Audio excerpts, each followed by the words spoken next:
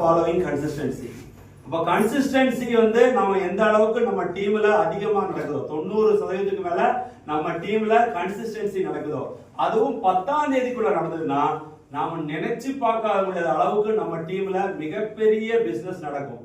அப்போ கன்சிஸ்டன்சி எப்படின்னா, எப்படி நமக்கு வந்து டூப்ளிகேஷன் உயிரோ அந்த மாதிரி கன்சிஸ்டன்ட்ங்கிறது நம்ம சுவாசிக்கிற காற்று ஆக்சிஜன் மாதிரி.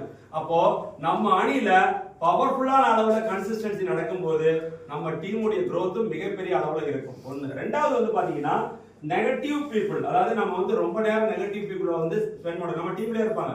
எல்லா பிசினஸ்லயும் இந்த நெகட்டிவ் பீப்புள் இருப்பாங்க. இப்ப புதுசா ஒருத்தர் வந்து நம்ம அணியில ஒரு இளைஞர் வந்து ஒரு இளைஞர் இணையறார் அப்படின்னா, அவருக்கு வந்து அவர் என்ன சொன்னாரு, எல்லாத்தையும் பார்த்துட்டு அவர் ரொம்ப ஆக்டிவ் ஆயிட்டு நான் ஒரு வருஷத்துல வந்து நான் ஒரு ராயல்டி நான் ஆர்சிஎம்ல பண்ணுவேன். அப்ப பக்கத்துல இருக்கிற நபர் என்ன சொல்றாரு, நான் 5 வருஷமா இருக்கிறேன், நானே இன்னும் ராயல்டி, நீ மட்டும் எப்படி வந்துருவேன். அவருடைய மைண்ட் செட்டை வந்து காலி பண்ணக்கூடிய நபர்கள் நமக்கு இருப்பாங்க.